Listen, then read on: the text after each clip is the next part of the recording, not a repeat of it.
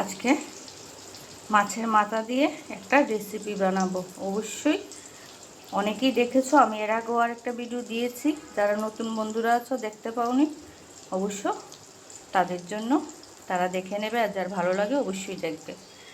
এই যে মাছের মাথা আর একটা মাছের পেটি ভাজি করে নিয়েছি একদম। এই দেখো, একদম কড়কড়া। এই রেসিপিটা অবশ্যই একটু মাছগুলো কড়কড়া করে ভাজতে হবে। তার সাথে এখানে বেগুন ভাজি করে নিচ্ছি। এই যে বেগুন ভাজিও অনেকটা হয়ে গেছে, এখন নামিয়ে নেব।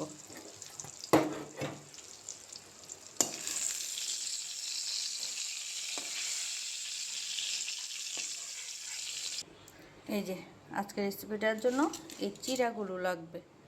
আশা করি আমার বন্ধুরা এখন বুঝে গেছো। এখন চিড়াগুলো ভালোভাবে ধুয়ে নিতে হবে। এই যে চিড়াগুলো ভালোভাবে এইভাবে ধুয়ে নিতে হবে। চিড়াগুলোতে প্রচণ্ড আবর্জনা থাকে। এই যে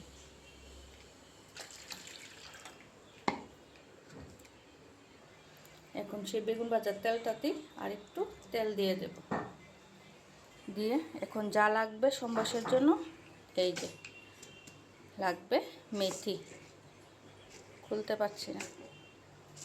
এই যে নিয়ে নেব অল্প করে মেথি, এতটুকু হলেই হয়ে যাবে। তেল গরম হয়ে গেছে, দিয়ে দেবো এখন মেথিগুলো। এখন দিয়ে দেব কাঁচামরিচ বাটা।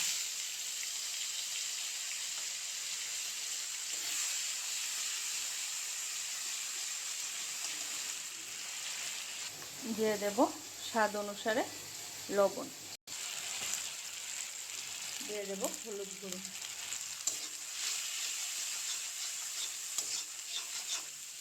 এই যে আমার মরিচ ভাজা কমপ্লিট। কি সুন্দর মরিচ থেকে তেল বেরিয়ে গেছে, কি সুন্দর টকবগিয়ে ফুটছে। এখন এর মধ্যে দিয়ে দেব চিড়াগুলো।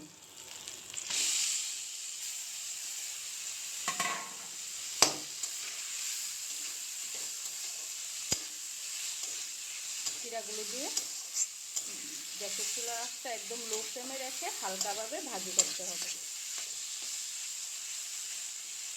তার সাথে আরেকটা জিনিস লাগবে। কি লাগবে সেটা অবশ্যই দেখাচ্ছি, চলো। এই যে লাগবে লেবু পাতা।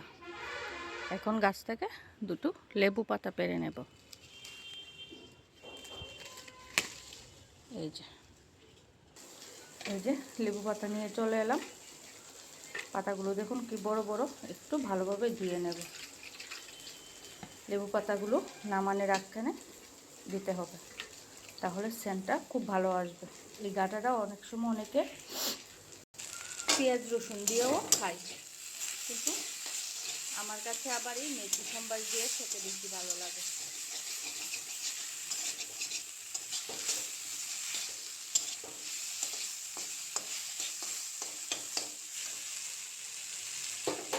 দিয়ে দেব বেগুন আর মাথাগুলো। এখন একটু ভেঙে দেব।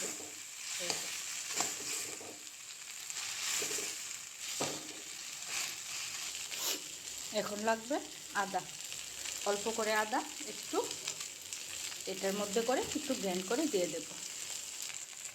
আদা দিয়ে দিয়েছি, এখন লেবু পাতাগুলো দিয়েছি। এখন ভালোভাবে ভাজিতে একটু নাড়াচাড়া করে নামিয়ে নিলেই আমার গাটা কমপ্লিট।